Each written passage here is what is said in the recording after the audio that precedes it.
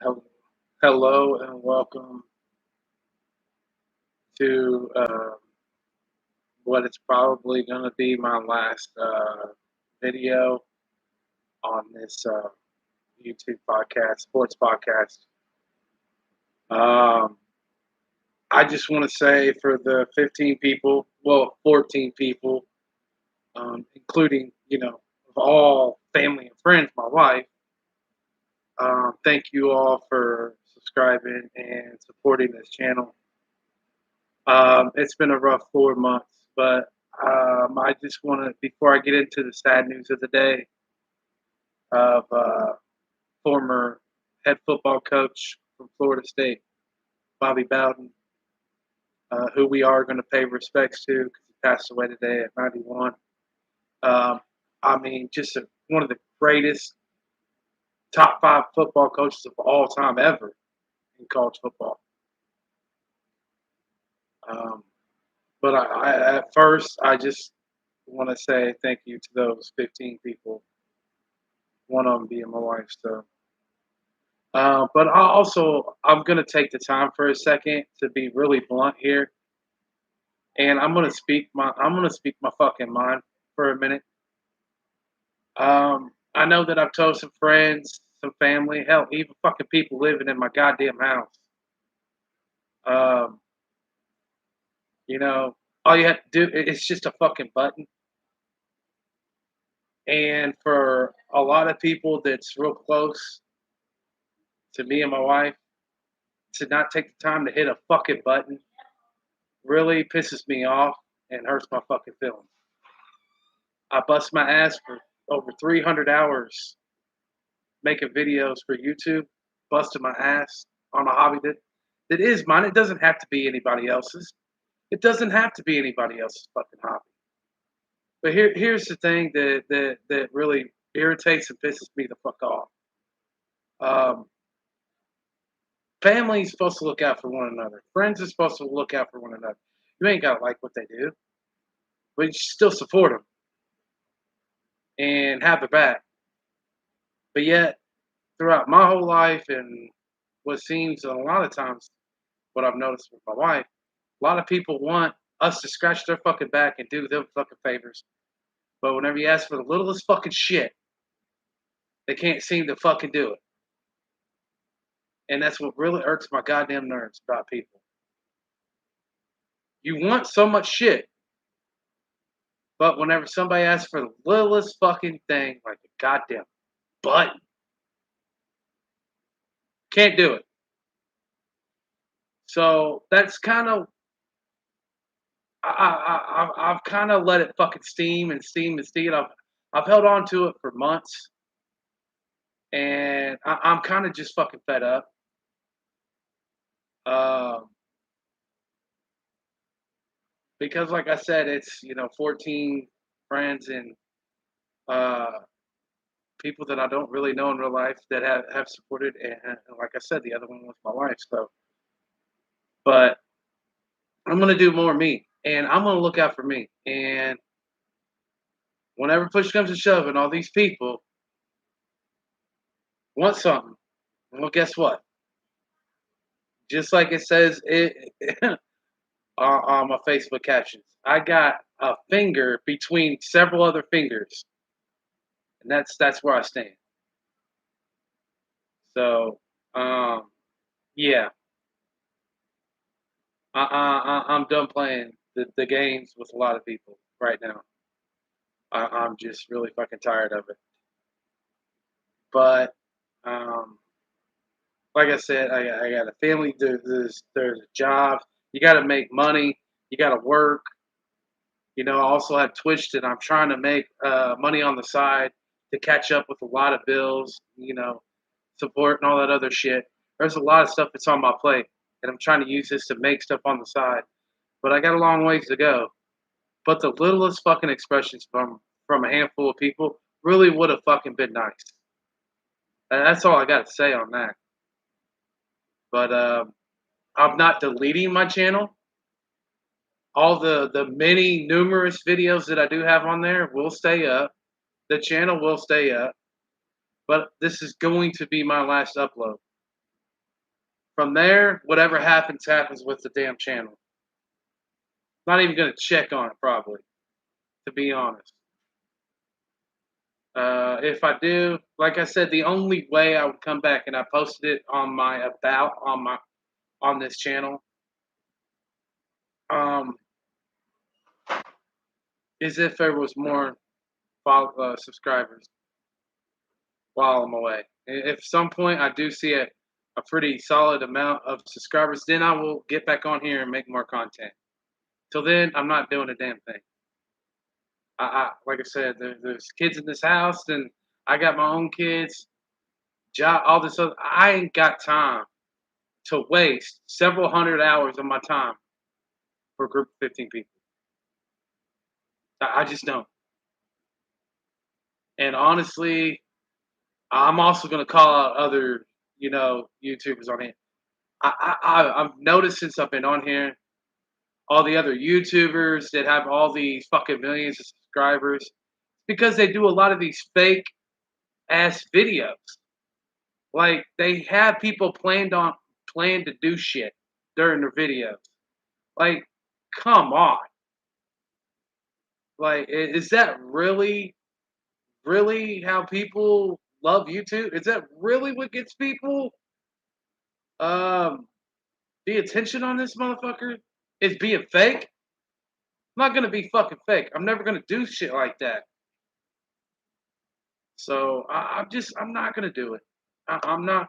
I'm gonna be me. I'm gonna be real. I'm gonna be straight up. Um, all I really wanted to do was talk about sports, bring sports news, and instead of listening to all the hypocrisy and the fucking race wars and the fucking racist comments and this ain't fair, that ain't fair. Basically, how ESPN, FS1, and all the fucking news outlets have been for the past what seems like a fucking decade now. Um, I wanted to be different. That's why I started this. I wanted to be not like them. I wanted it to kind of show what it was supposed to be like, and it just irritates the fuck out of me. But like I said, thank you all for those of you who did support my channel and the work that I put in. I appreciate it. Thank you for the nice comments. I also really want to say, a couple weeks ago, I got a message on Xbox. Somebody that kind of found me that was on this channel, uh, like liked this channel so much, and it's probably gonna hurt them what I'm about to say. But I also want to just say that thank you. It means a lot. Um, and the nice comment that you said, you know, I appreciate it. But like I said, that person said never to stop making videos and stuff. But like I said, this is my last video. So thank you all, everybody who has watched them and tuned in. I appreciate it very much. So let's get into the last video of news. One of the top five by far greatest Hall of Fame football coaches passed away today at the age of 91. Bobby Bowden, like I said, former Florida State head football coach, one of the most winningest football coaches of all time. I know there was a little bit of controversy, like you had him. Uh, he just, man, that he was a beast at Florida State. He put Florida State on the map. Whenever he got there, he changed it from a four-winning team to a dynasty. And what I mean by dynasty is they consistently hell there was a stretch where they won 11 or 12 straight bowl games. 11 or not went to, but won. He is one of the best to ever do it. It's sad because I know here just recently, in the last 2 weeks, he came out and said that they found cancer, and you know it was sad what he said, but also it was kind of touching what he said at that time. That he had a great. Basically, he acted like he knew what was going to happen, and it's just sad because he he always was for his athletes. He wanted to help make them better student athletes and make them better people, not just football players. And he stressed that in a lot of interviews and stuff like that throughout his time. Uh, he he was just one of a kind. So he will sorely, sorely be missed. It's just a tragedy, and just sad to see. Also, today, uh, the class, the Pro Football Hall of Fame class of 2021, headlined by nobody other than Peyton Manning today, was inducted and enshrined into the Pro Football Hall of Fame. Go figure, Peyton Manning got first ballot. That was just a given. Now, Tom Brady, his biggest rival and one of his closest friends. Well, they weren't teammates, but they definitely were rivals, both at Denver and with the Colts. He was in attendance in support of Peyton Manning. Peyton did throw a little joke, by the way. He basically said that Tom Brady was there and that he can't wait to at some point Tom Brady will be up there as a Hall of Famer. And then he threw out probably in the class of 2035.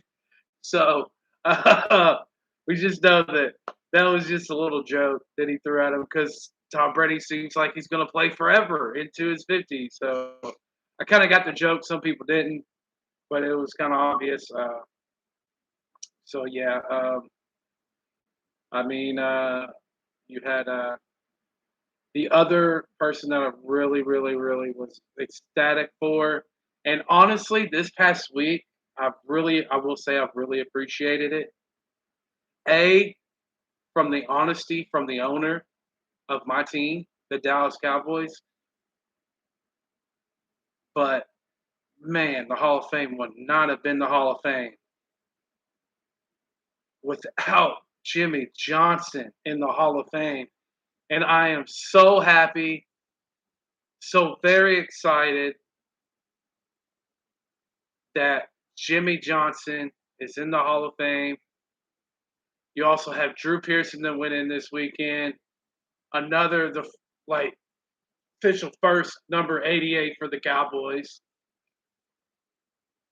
Of course, you also have Michael Irvin and then CeeDee Lamb, but it's just amazing, amazing weekend for Hall of Famers. They did the 2020 class Saturday and then Sunday today 2021 class. So they did two Hall of Fame classes in 2 days. Uh, of course, that being because of the whole COVID situation.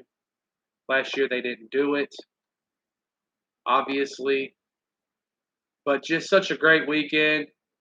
And like I said, one of the most touching things was where Jerry Jones was sitting up there answering some questions, and they asked him, is Jimmy going to be in the ring of Dallas Ring of Honor? And he said, yes, he will be. They both will be. You can't have Ring of Honor without either of them, Jerry Jones or Jimmy Johnson. Jerry Jones is one of the most prolific owners in NFL history. Jimmy Johnson is probably the second greatest head football coach in Dallas Cowboy history. You could argue number one, but the tenure was so small compared to Tom Landry, of course. But such an amazing career. I'm just so excited that he was finally inducted. Just an amazing job. Troy Polamalu, that's the other big name to me. I remember watching him. Boy, that dude I just can't describe how awesome he was on defense for the Steelers. There is no words really. He was definitely one of a kind. His hair was also one of a kind in the NFL. But yeah, just one of a kind. Um, so yep. Also, I do have to say, I know weeks ago I made a prediction after we lost like 3 games, 2 preliminary, and the very first I guess you could say it like the regular season game of the official Olympics that counted against France. I said that we would not win the gold medal. The men's NBA the men's basketball team would not win Olympic gold, and I was wrong. Because after that, they just didn't lose, and it kind of surprised me. Because if we just looked bad, we looked dreadful, to be honest. So I'm surprised. I'm not surprised that KD was the one that led the charge during this Olympics because fucking Kevin Durant. But we did survive a late against France in the final of the gold medal game. So kudos to the men's. Also the women's, of course. Yeah, they won. They did good. Um, I will not get on to Simone Biles. We won't even talk about her. I don't care. Um, like I said in my other videos, I can't support a quitter, and I'm not going to applaud a quitter, and I'm not going to make excuses for a quitter. That's all I'm going to say. If you're not hurt, don't quit. Compete. Whatever place you finish, that's whatever place you finish. But you made a shit ton of money by endorsements and by a lot of people that supported you to get you to these Olympics just to see you quit so many times and so many events. Now, I'm not going to be like the rest of the fucking world here.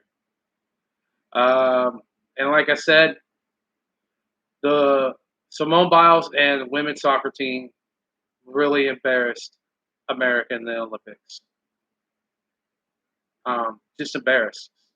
Their whole image, the way that they presented themselves, uh, it just disgusts me, to be honest. Um, yeah, so we have that. Um, Also, it other other big news in the NFL. I will say this because, to be honest, I really thought that there was going to be a trade coming soon, probably around the start of the regular season. But as of now, that's not going to happen. And I was kind of going to be curious to see where he would have went. But the Miami Dolphins have restructured cornerback Xavier Howard's deal after trade demands. So probably the top 2 best corner in the whole NFL right now, Xavier Howard. Maybe even the best. I don't know. Top 3 for sure. But to me, at least number 2 in the whole NFL, especially with how he's been playing. He's staying put in Miami, and they did redo his deal. I really thought he probably was going to get traded because he's very vocally not happy many weeks ago. So they got that done. We also have other NFL news as well. Green Bay Packers wide receiver Devin Funchess apologizes for an anti-Asian remark. Um, Now, this is what he had to say. I want to apologize for the disparaging remark I used tonight, Funchess tweeted. It was not okay. I have grown to develop deep personal and business relationships in the Asian community. I meant no harm, and those that know me know I have love and respect for all cultures and people. I will learn from this and will continue to grow as a person. I'm forever sorry. That's cool and all, Devin Funches, but just remember how other athletes, even in the NFL, remember the Eagles receiver many, many years ago, you know, said a word that was not right, and then there soon after he was basically out of the league. Um, you know, if a white person can easily get fired or suspended or punished just because you're an African American or an Asian or a Mexican or whatever race you are, if you make uh, uh, racist remarks or inappropriate comments about a different race, no matter what race you are, should be equally punished. That's just that's the disparity between this. So yeah, Devin Funches, I'm glad that you're sorry, but you need to have you need to be punished for this. And that's all I'm going to say about it. Just because you're African American does not mean that you can get away with what a white person can't, a Mexican person can't, somebody from Egypt or overseas or China, what they can't get away with. So you deserve to be punished, in my opinion. I mean that it, nobody ever heard the term fair is fair. Yeah, I would like to see that actually happen, Roger Goodell in the fucking NFL.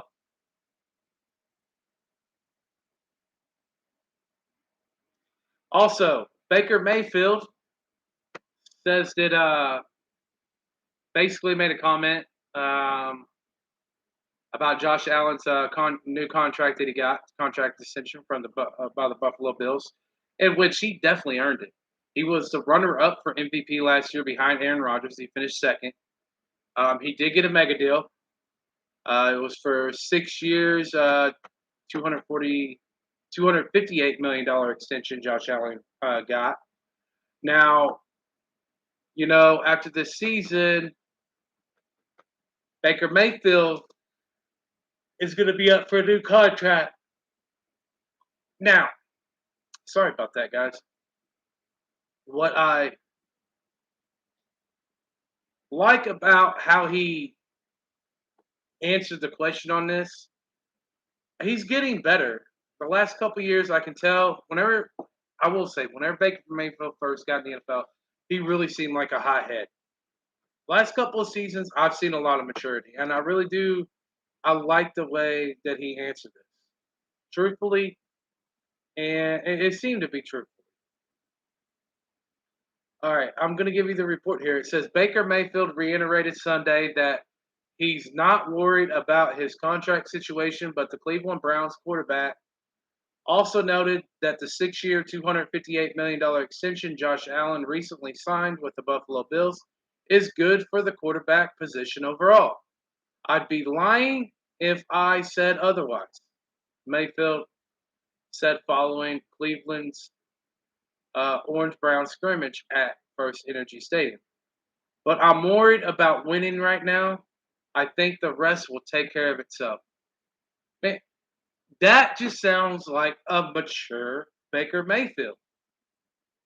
That's about as perfect a comment as you can make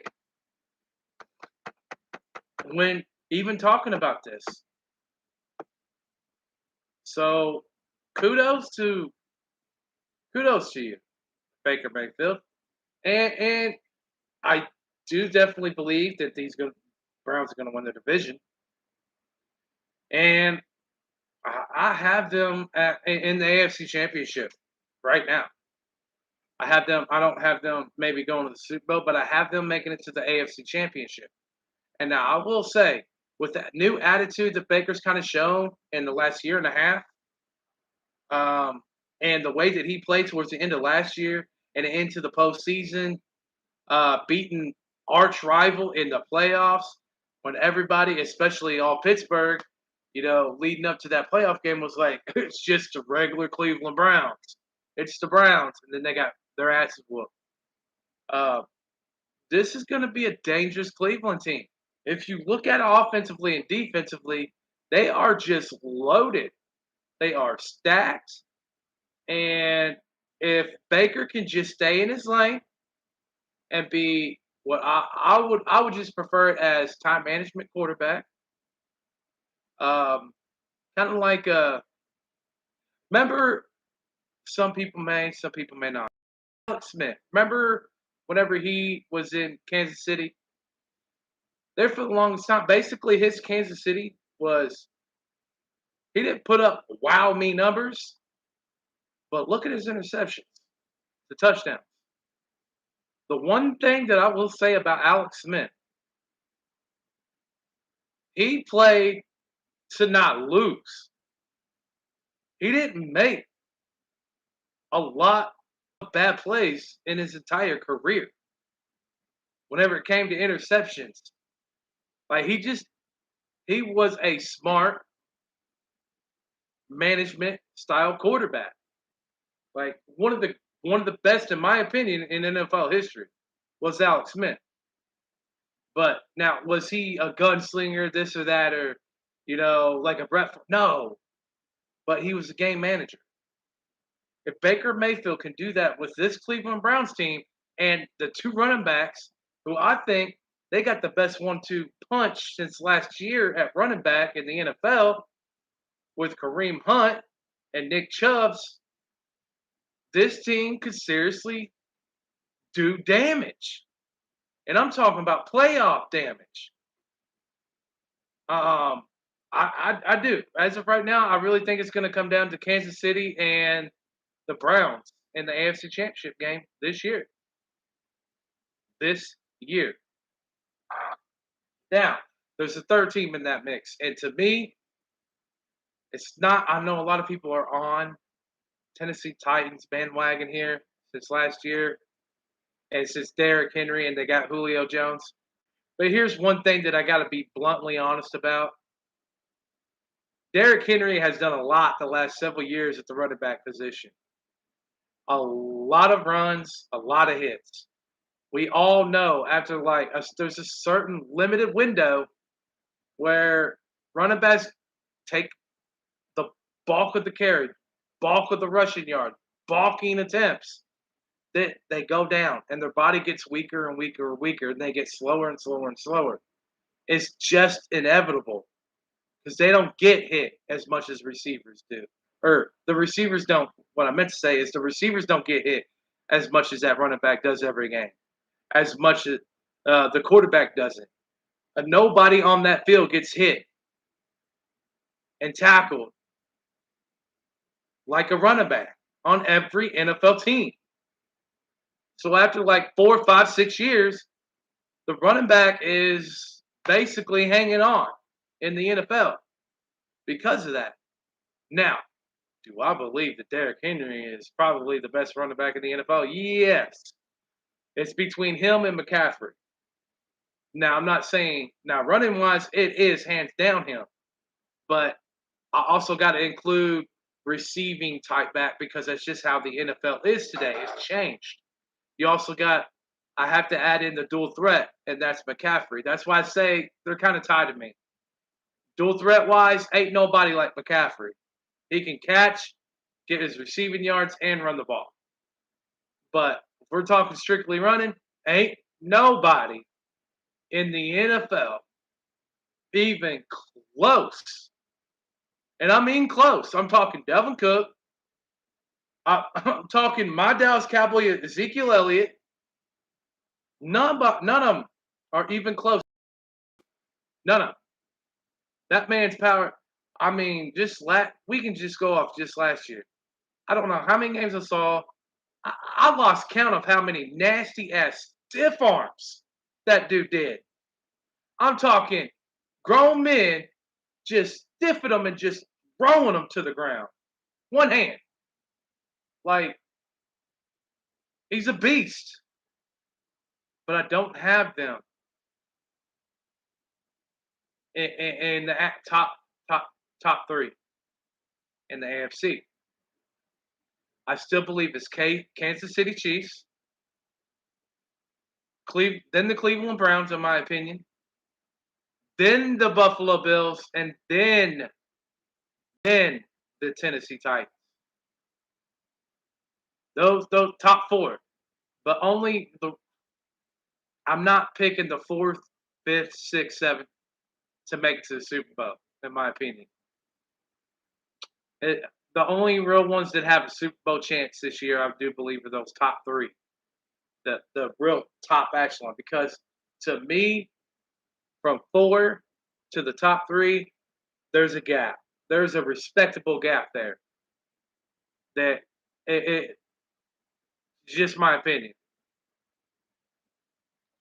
So I'm gonna say Cleveland and KC is gonna duke it out, but Bills are right there too.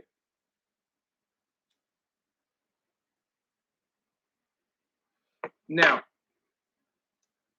uh, so I do think Baker, if he has a good season, like I just said, he's going to get a similar contract to what Josh Allen just signed. That's just the way the cookie crumbles. That's just how the NFL works. If they play good, you go off the recent contracts. You maybe go a little bit under, or you pay him a little bit over than the last. But he's gonna be right there. He's gonna be right there. Also, the Colts extend Leonard, making him the highest paid inside linebacker. Um, well deserved. Leonard's a beast for the Colts. Probably more than likely the, the best defender for the Indianapolis Colts, Darius Leonard. So he agrees to a 5-year, $98.5 million extension. Like I said, that makes him the top paid inside linebacker. So congrats to him. Well deserved for sure. Um,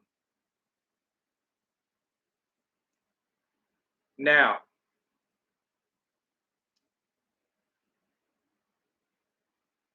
also in the in NFL news here, the Jacksonville Jaguars wide receiver DJ Chark has surgery for broken finger. Not to me a big deal. It's not a big deal to me. We still have several weeks before the regular season, and to be honest, nobody expects the Jags to do anything this year.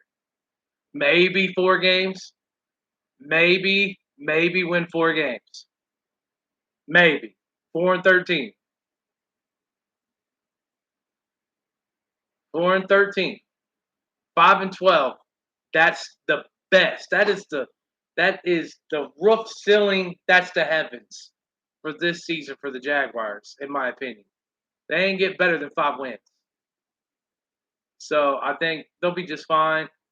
I think I think he'll play. I think he'll be there at the opener. But we just don't know. He did have 1,008 yards and 8 touchdowns, making a Pro Bowl in 2019. Um, he did have caught 53 passes for 706 yards and 5 touchdowns last season. So yeah, he's gonna have better numbers you know with Trevor Lawrence there. He's definitely got a way better quarterback now. So, but he'll be fine. Jaguars will be fine. They're just not going to be competitive this year. I mean, they might be competitive against the bottom tier teams, but against the top tier teams, no, no. And it's a rookie quarterback. There's going to be rookie woes. I mean, hell, Peyton Manning had rookie woes. So everybody has rookie woes. Um, I will say, I will give you all a dark horse. Now, I told you who I think the top 4 teams in the AFC were going to be come playoff time. I'm going to give you a dark playoff horse here because I think they have a chance to get a wild card spot and be dangerous. Justin Herbert last year was amazing as a rookie. I think probably had one of the best, if not the best, rook, rookie seasons for a quarterback in NFL history this year. From what he did last year, was on it this year. The Chargers just might sneak into the playoffs and could cause some upsets. So that is my dark horse coming out of the AFC. The Chargers are my dark horse. That is a team that everybody never better sleep on at all this season. Like I could see a 10-7, maybe getting the seventh spot at 10-7, maybe even the six. You just don't know. But I think I would just watch out for the Chargers. Now I'm going to tell you who I think that the top four in the NFC are going to be this year. Um, Packers are going to be up there, of course, with Aaron Rodgers. But I will say, and I'm going to say it even before this year starts. No matter even if Green Bay wins the Super Bowl this year, Aaron Rodgers leaves Green Bay. Devontae Adams leaves Green Bay after this year. Both of them leave. Guarantee it. No matter what happens, this is Aaron Rodgers' last season in Green Bay. And I also believe Devontae, I think it's going to be his. So, yeah. um, Now, also, uh, you got Green Bay,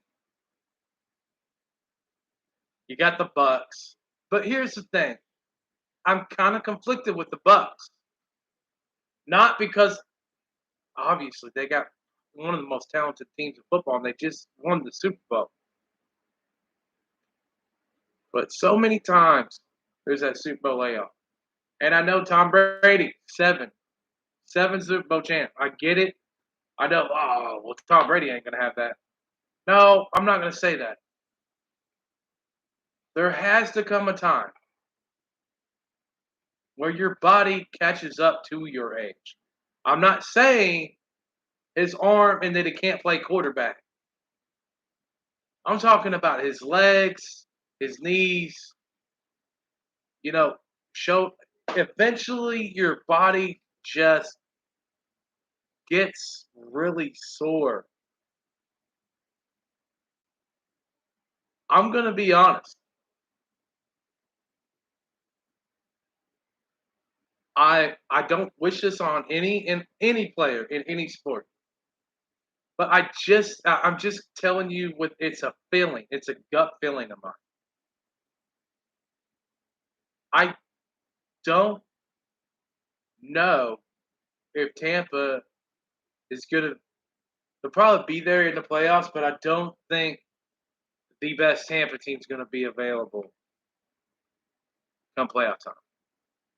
And what I mean is I just got a gut feeling that Tom Brady is gonna get hurt this year. I don't wish it. I don't hope for it. It's just a feeling I have. And I don't think it's gonna be losing his arm strength or he's gonna regress. No, I just think it's gonna get hurt.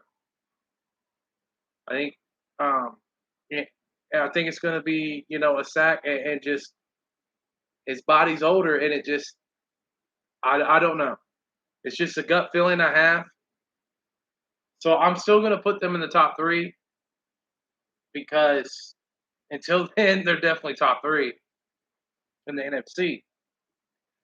Packers, Bucks, and the third, I'm gonna go with my Cowboys. Now, let me tell everybody right now. I'm not I know how Cowboy fans can be. I've been a Cowboy fan since I was 5. I turn 35 next month. It's almost 30 years. I'm not one of those fans in the late 90s, early 2000s, before we got Romo, whenever we had the Quincy Carters and all that, and the Vinny Testaverdes and all those quarterback bad quarterback situation, bad teams where we went 5-11 and stuff like that. I was thinking realistic those years, even though it's in high school and stuff like that. I'm a realistic Cowboys fan. I don't think we're gonna be great every fucking year, but I do have a good feeling this year. We do have the best three-headed wide receiver monster, and honestly, I do believe Zeke and what he's been saying this whole offseason. I don't think he can have a season like last year. God, count how many fumbles he had just last year. I definitely don't see another year like that with his fumbles. So I do believe he is going to improve via almost by default, if I may say. So Zeke's going to have a better year running the ball. We already know we have a good backup in Pollard, in my opinion. Here soon, he's going to be taking the reins, in my opinion. So, and I heard the praise before the Hall of Fame game of Micah Parsons. And then I saw him in the Hall of Fame game. The little bit I did see him. And he was all over that field with tackles on the running back, receivers, everybody. He was everywhere. Sideline to sideline, running people down, getting tackles. Already, just after the Hall of Fame game only, I'm completely buying in on Micah Parsons. And Micah Parsons is crucial to what that defense was last year. That is a complete difference maker to our defense. Just him. But I also believe by watching that, like, yeah, I know that we had like a second, third stringers and practice players in, by like second, third, fourth quarter, stuff like that. They came back and won the game. Yeah, I get it. But I do think our starting unit is gonna be a solid unit. I really think I'm not saying a top 10 defense by any stretch of the imagination, people. But I could see maybe 15 right in the middle of the pack, 16. And with Dak and our offense, if we can just have a 15, 16 ranked defense and maybe a top 10 run defense, that's a dangerous team, people. Now, here's why I have us ranked third for the most part, because our defense will be greatly improved, I do believe. But the other reason is just go look at the first 10 games. After the Bucks, we do start off with the defending champion Tampa Bay Bucks. Go look at the schedule after that. We got a third place schedule. You all tell me how many games are very much winnable. Almost their entire schedule. You can go from Tampa Bay all the way until week, oh my Lord, what week is maybe like 11, 12, something like that, where we play Kansas City. In between those two games, every game to me is highly winnable. I can honestly see Dallas starting 8-3.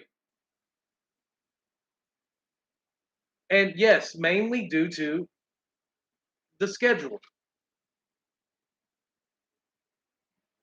Like, in my opinion, I know a lot of people are going to attack me on this. Third best team in the NFC. Are you crazy? I understand. But we've also got to pay attention to the team's schedule. I'm getting ready to list it off to you. We start at Tampa, then at Chargers, versus the Eagles versus the Panthers versus the Giants at Patriots at Vikings versus the Broncos versus the Falcons. Then there's the Chiefs. Then the Raiders. Then the Saints. Then Washington. Then Giants. Then Washington. Then Cardinals. Then Eagles. I'm going to be dead, dead serious here. Dead serious. The Bucks, probably we have a 40% chance to win that game. Because sometime that first game off a Super Bowl win and your whole off season, you can't throw an egg. But I'll give us a 40% chance. I think Buccaneers are favored. It should be favored. Chargers. That is a winnable game. I'm going to take us. I'm going to take that. The Eagles. Hell, their own coach isn't even committing to Jalen Hurts as their starting quarterback. I mean, for crap. I don't know what the fucking Eagles are doing this offseason. So I'm flat out. That's a win. Because whenever the coach seems like an idiot. And just off of that, I'm going with there's going to be some drama, and they're not going to be that good. So, all right, let's just say there's 2-1 to start the season. Panthers, that's a win. My opinion, just brutally honest, that's a win. The Giants, that's a win. I don't trust their quarterback. They have good players. Don't get me wrong. They've upgraded their roster quite a bit, honestly. But they still have the same QB. 4-1. At the Patriots. I don't believe Cam Newton has it anymore. Passing wise. Running wise, he can still do that. But passing wise, I don't know. Now, their defense is going to be tough. I think that's going to be a grind of a game. But I think we squeak out a close win. 5-1. At the Vikings, that's a win. I think we go to the Vikings and we win that one. Broncos, that's a win. Let me see where we're at record-wise. Almost forgot here. Okay, 0-1. 1, 2, 3, 4, 5, 6, 7-1. First 8 games, 7-1 is what I got right now. At the Falcons, really? 8-1. Chiefs, 8-2. Taking the Chiefs. Raiders, very winnable, 9-2. Saints, no Drew Brees. The wide receiver had surgery. I don't know what they're going to do. They might even trade him away because they're so pissed. They are pissed at their star wide receiver. 9-2. Then Washington, 10-2. I don't trust Fitz tragic, as people call him, or Fitz magic. You don't know. You get 3 bad games, 1 great game. So yeah, 10-2. Giants, 11-2. I think then we play Washington again. I can see we ain't gonna beat Washington both times. I'll say 11-3 right there. Cardinals, 12-3. Or you know what? I'll say 11-4. And then we end with the Eagles. I think 12-4.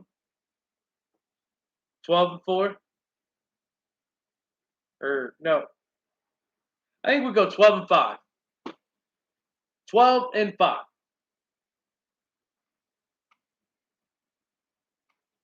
12-5 is going to win us that division. 12-5 is going to give us the top 3 seed. That's why I think, for the main reason, the schedule is why Dallas is going to be third, probably the third in the NFC. Now, come playoff time, probably going to be a different story. But the schedule is why. So, just want to say thank you, everybody. Like I said at the beginning of this video, I do have a lot of videos on this page. Guys, continue to go through them and watch them. There's a lot of videos, a lot of top 50 lists, all-time lists. There's a lot of different good sports video topics that a lot of people like. So, um, but until there's more with this channel and YouTube changes, I just will not be uploading anymore. Like I said, this is my last video for right now. Maybe to be continued, but until I get some more support on this channel, I just cannot keep chucking in hours and hours and hours and hours on top of everything else I got going on for nothing. I can't do that. I just can't do that. And honestly, I hate how YouTube runs YouTube. Um, I hate that so many YouTubers on here do so much fake shit on their channels to gain popularity. People like Geo Ice, people like Cam's Kicks, even though I do like the shoes and stuff like that, and he's 19. But, dude, bringing in people with masks on, acting like they're doing stuff just to get people to watch your video. I don't agree with the fake shit that's planned. It's so fucking planned just to make a video and to get a real good title, get people's attention by your fucking title. I'm not gonna do that. I'm not gonna be that. I don't. There's so many other channels. There's so many other fucking channels that are just fake as shit. And those are the ones getting the attention. Instead of the people that are busting their ass, being 100% real themselves, being genuine. Those are the ones that are having a hard time on YouTube. That's what really, truly pisses me off the most about this fucking YouTube. So I don't even edit my shit, people. I don't even what I record is what I put out. I don't edit a damn thing. I'm genuine. I keep it how it is. Love it or like it. That's how it is. If y'all want to spread the word about this channel, if y'all want me to come back, I'll check it periodically. But I have so many hundreds of hours for 15 subscribers. I can't do that for 15 subscribers. With family, so many kids, job, all this other stuff. I can't do that. You know, it was my goal to eventually do this, be real, and love to talk about sports, sporting news every day. But I can't do that. I can't do that with what I currently got going on here. I wish everybody the best. I wish everybody love and happiness. And I wish everybody well. Like I said, this is probably going to be my last upload. Like I said, I'm not going to delete or take down this channel, but I'm going to let you all can view and watch the many clips that I do have on here. Like I said, there's a lot of good ones on there. Thank you all who have supported me, and thank you all for the nice messages. Appreciate it. And this is me signing off, everybody. Peace out.